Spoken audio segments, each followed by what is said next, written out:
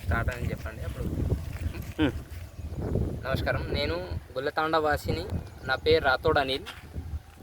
మా గుల్లతాండ నుంచి జుక్కలికి రోడ్ అనేది శాంక్షన్ అయింది నియర్లీ 2018లో 2018లో 14 కోట్లతో శాంక్షన్ అయి ఉంది. కానీ 2018 నుంచి ఇప్పటి వరకు ఈ రోడ్ ఏ విధంగా ఉందో అదే విధంగా ఉంది. 2 ఎమ్మెల్యేలు చేంజ్ అయ్యారు. నియర్లీ అప్పటి నుంచి ఇప్పటి వరకు అంటే 8 సంవత్సరాలు అయింది ఇప్పటి వరకు. ఈ 8 సంవత్సరాల కాలంలో చాలామందికి యాక్సిడెంట్లు కూడా జరగడం జరిగింది. ఇక్కడ ఈ రోడ్డు పైన 2-3 మృతి చెందడం కూడా జరిగింది.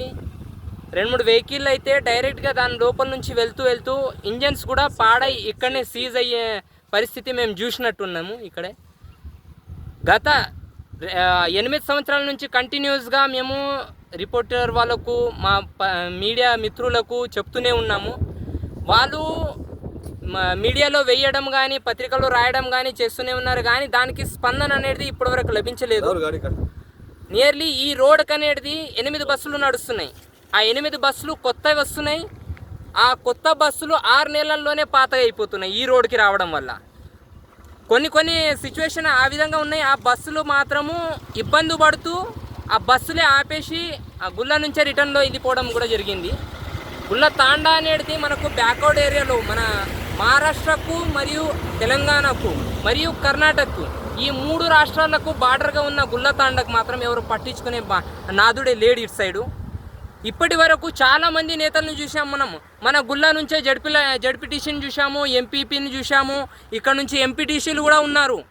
చాలామంది వాళ్ళ పెద్ద నాయకులకు చెప్పడం జరిగింది. కానీ ఈ రోడ్ అనేది ఇప్పటివరకు కాలేదు. మరి వాళ్ళ బుద్ధి ఎట్లా ఏం తినడానికి వెళ్ళిందో ఈ రోడ్ చూడడానికి 12 సార్లు దీనిపైనే వెళ్తూ ఉంటారు, వస్తూ ఉంటారు. వాళ్ళ బండికి సస్పెన్స్ మంచిగా ఉండడం వల్ల వాళ్ళకు ఏమి కనిపించకపోతున్నాయో, లేకుంటే ఇటు వస్తున్నప్పుడు బ్లాక్ అద్దాలు అనేది కళ్ళకు కట్టుకొని వస్తున్నారో ఏమీ తెలియట్లేదు. ఈసారన్నా ఈ మీడియా మిత్రులతో మీకు విన్నపించేది ఏంటంటే ఈ రోడ్ని కాస్త చూడండి, చూసి మా పరిస్థితిని అర్థం చేసుకొని ఈ రోడ్ని మంచి చేయాలని, బాగు చేయాలని కోరుకుంటున్నాం.